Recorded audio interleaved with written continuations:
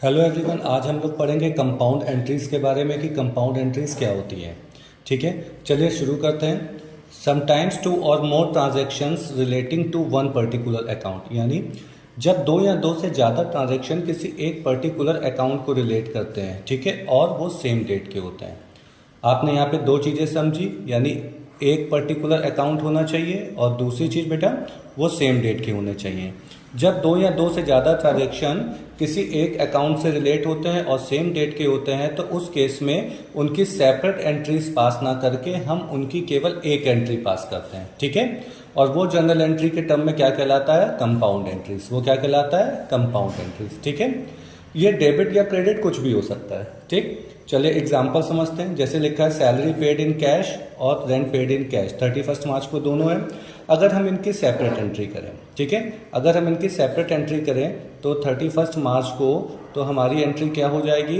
Salary account debit to cash account. ठीक है, salary account debit to cash account. अगर example समझ लेते हैं तो मान लेते हैं सपोज दैट सैलरी हमने 5000 रुपीज़ दी है।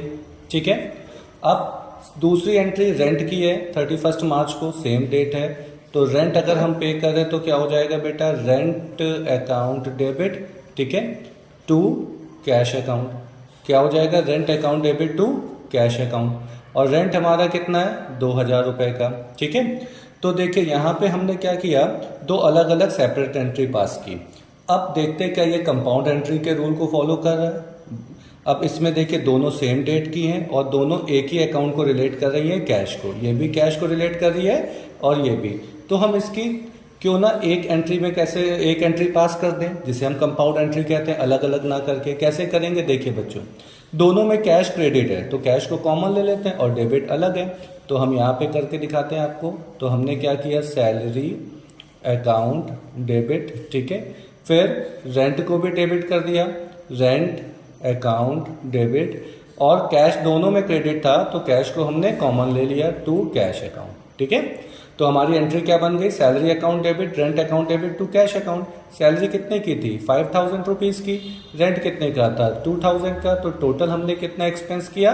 7000 का। ठीक है, तो नरेशन क्या हो गई? Being salary and rent paid. अब आप यहाँ पे देखिए, हमने यहाँ पे अलग अलग ना पास करके केवल एक एंट्री पास कर ली, कॉमन एंट्री बना ली। तो इसको जनरल के टर्म में हम क्या कहते हैं बेटा? इसको कहते हैं कंपाउंड एंट्री। ठीक है, लेकिन कंपाउंड एंट्री के केस में दो चीज़ों को आपको ध्यान में रखना होगा। पहला कि वो एक पर्टिकुलर अकाउंट से रिलेट करें और सेम डेट के हो। जैसे देखिए दोनों कैश को रिलेट कर रहे हैं और दोनों 31 मार्च के हो। ठीक है, अगर अलग अलग डेट के हैं और भले वो एक ही अकाउंट को रिलेट कर रहे हैं तो उस केस में कंपाउंड एंट्री नहीं बनेगी। समझ में आ गया कंपाउंड एंट्री क्या होती है? ठीक है बच्चों।